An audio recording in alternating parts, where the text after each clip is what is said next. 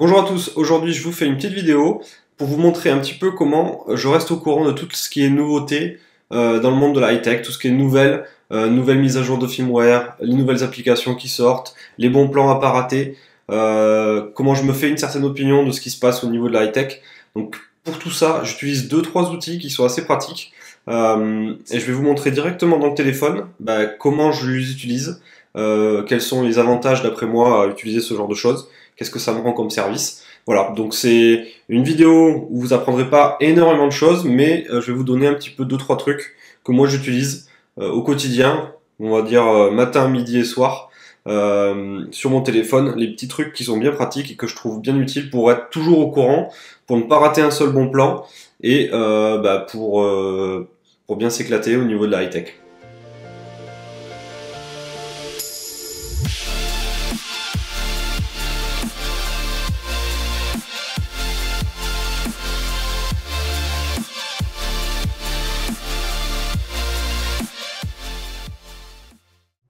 Alors ce petit test, je vais vous le faire sur mon Nexus 6P, j'en suis toujours aussi content, c'est vraiment un super téléphone et je l'ai toujours protégé avec ma coque Distronic et un skin D-Brand par-dessus, donc c'est vraiment un super téléphone.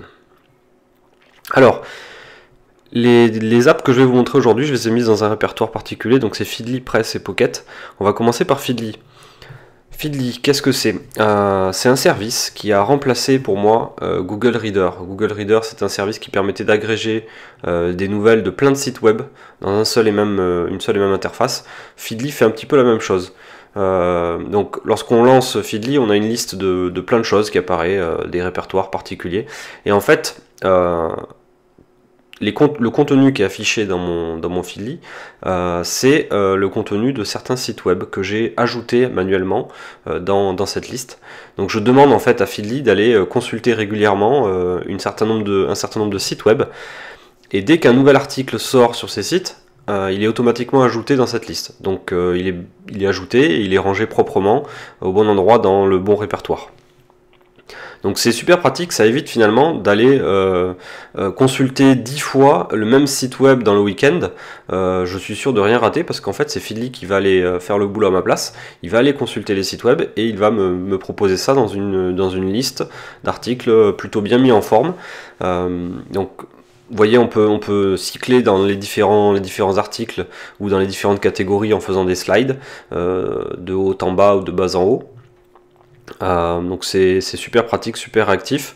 Il charge aussi les photos, donc on a un aperçu, si le site web est fait d'une certaine façon, on a un aperçu des photos, et lorsqu'on clique sur l'article qu'on veut lire, on a un article qui est complètement épuré de tout ce qui est publicité et de tout ce qui nous gêne finalement à la lecture. On a uniquement le texte et les photos. Alors il faut voir que dans certains cas les photos chargent pas forcément super bien, parfois le texte est pas complet, c'est-à-dire qu'on a juste un extrait, on a les premières lignes, et ça c'est les éditeurs des sites web qui font exprès justement pour qu'on aille plutôt sur leur site web plutôt que de rester dans un Feedly.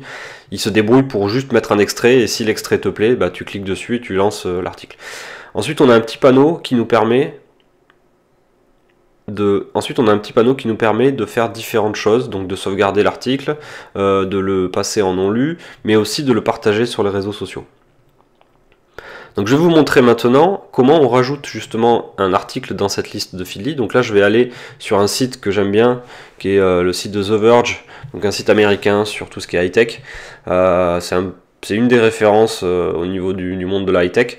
Donc je lance ce site, ça va juste me servir finalement à faire un copier-coller sur la barre d'adresse. Donc là je vais copier et coller l'adresse directement dans Feedly. Voilà, une fois qu'on a collé dans Feedly, on voit que le site est détecté automatiquement, et il va falloir cliquer sur le petit plus en haut à droite pour l'ajouter justement quelque part à l'intérieur de Feedly. Donc là j'ai cliqué sur une catégorie qui était tout ce qui est techno US, Et donc là, maintenant, The Verge sera rangé, donc les 10 derniers articles de The Verge seront affichés dans la technologie, enfin dans le répertoire technologie US, et je peux y accéder en cliquant dessus. Donc là, j'aurai les 10 derniers articles. Et à chaque fois qu'il y aura un nouvel article qui sortira, et bien ce nouvel article sera ajouté dans cette liste. Ce qui fait que à la fin de la journée, après une bonne journée de boulot, j'ai envie de regarder un petit peu toutes les news qui sont passées, je lance Feedly et j'ai assez rapidement j'ai l'ensemble des news qui sont sorties dans la journée. Donc je peux les lire rapidement. Si j'ai pas envie de lire le contenu, je peux lire en faisant juste un petit slide de gauche vers la droite. Ça lit l'article. Si je fais un grand slide de la gauche vers la droite ou de la droite vers la gauche, soit je lis ou soit j'invalide la lecture sur l'ensemble de la page qui est affichée. Donc ça permet de faire, on va dire, un tri très rapide entre les news que je veux lire et les news que je veux pas lire. Donc en gros, globalement, le soir, il y a à peu près 80% des articles que je ne lis pas. Je lis juste les titres, je regarde les photos et je passe à la suite. Ensuite, la deuxième application que je vais vous présenter, c'est Press. Donc Press, qu'est-ce que c'est? C'est un client pour Feedly. Donc en gros, ça se base sur la base de données de Feedly, mais ça met en forme l'information un petit peu différemment. Et le gros avantage de Press, c'est qu'il permet de sauvegarder en local les articles. Ce qui veut dire que lorsque je synchronise toute ma base de données, les articles restent stockés dans le téléphone, et si j'ai plus de réseau, ben je pourrai toujours lire ces articles un peu plus tard.